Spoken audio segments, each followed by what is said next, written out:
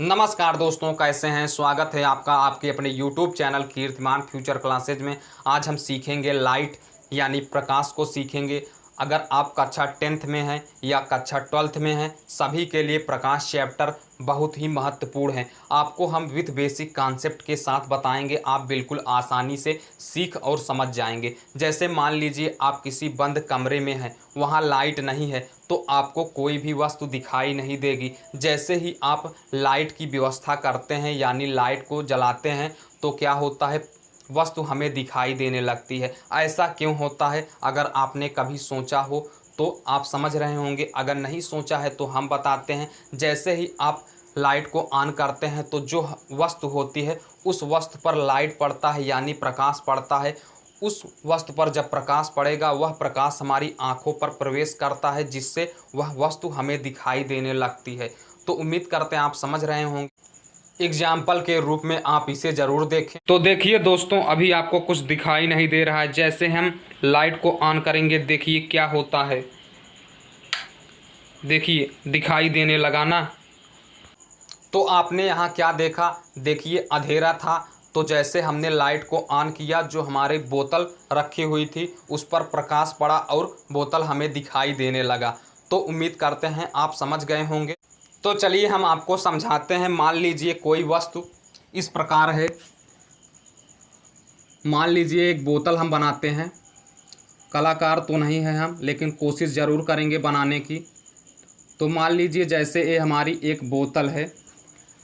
जैसे ये बोतल है, एक किसी अंधेरे बंद कमरे में रखी हुई है तो ये बोतल जो है दिखाई नहीं देगी। जैसे ही हम प्रकाश को, मान लीजिए ये हमारा प्रकाश का एक कोई स्रोत है, या तो मान लीजिए आप टॉर्च या बल्ब है। जैसे ही हम प्रकाश को ऑन करते हैं तो क्या होता है, ये जो प्रकाश होता है विकिरण के रूप में यानी किरणों के रूप पर से इस ये जो बोतल है इस पर गिरता है। तो जैसे मान लीजिए यहाँ पर कोई व्यक्ति है।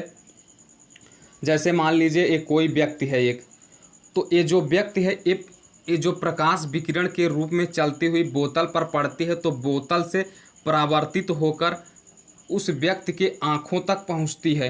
तो यह वस्तु इस व्यक्ति को दिखाई देने लगता है। जैसे देखिए कोई प्रकाश है, प्रकाश को जब कोई किसी बंद कमरे में मान लीजिए कोई बोतल या कुछ भी रखा हुआ है, जैसे ही हम प्रकाश को ऑन करेंगे यानी प्रकाश को जलाएंगे तो क्या हो जाएगा, इससे विकिरण के रूप में चलते हुए इस बोतल पर प्रकाश पड़ेगा और परावर्तित होकर इस व्यक्ति की आंखों तक पहुंच जाएगा, जिससे कि वस्तु हमें दिखाई देने लगती है। उम्मीद करते हैं आप बिल्कुल बेसिक कॉन्सेप्ट समझ गए होंगे।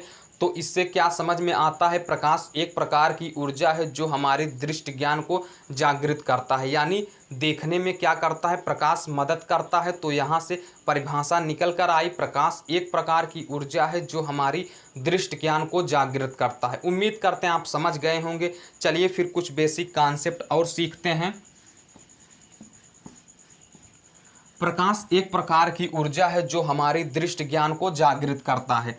तो चलिए देखिए, प्रकाश विकिरण के रूप में चलता है यानी किरणों के रूप में चलता है। अगर आपने कभी सोचा है, जैसे मान लीजिए आपके आसपास कहीं बल्ब जल रहा है, अगर आप आँखों को थोड़ा छोटी करके देखेंगे तो एक विकिरण के रूप में आपके आँखों तक पहुँचता है। अगर आपने ऐसा प्रयोग कभी किया हो तो आप जानते हैं। तो चलिए, प्रकाश क्या है, प्रकाश एक प्रकार की ऊर्जा है जो हमारे दृष्टि ज्ञान को जागृत करता है। और प्रकाश किस रूप में चलता है, प्रकाश विकिरण के रूप में चलता है। ये जो विकिरण होता है, विकिरण 3900 एंगस्ट्रॉन से 7800 एंगस्ट्रॉन तक होता है। इसकी तरंगदैर्घ्य क्या होती है, 3900 से 7800 एंगस्ट्रॉन तक होती है। और एक एंगस्ट्रॉन इज इक्वल टू होता है 10 की पावर -10 मीटर होता है। ये दूरी की छोटी इकाई है। एक एंगस्ट्रॉन बराबर होता है 10 की पावर -10 मीटर होता है। प्रकाश किसके रूप में चलता है, प्रकाश विकिरण के रूप में चलता है। प्रकाश विकिरण के रूप में चलता है। और प्रकाश की चाल क्या होती है, निर्वात में यानी वायु में प्रकाश की चाल क्या होती है, प्रकाश की चाल होती है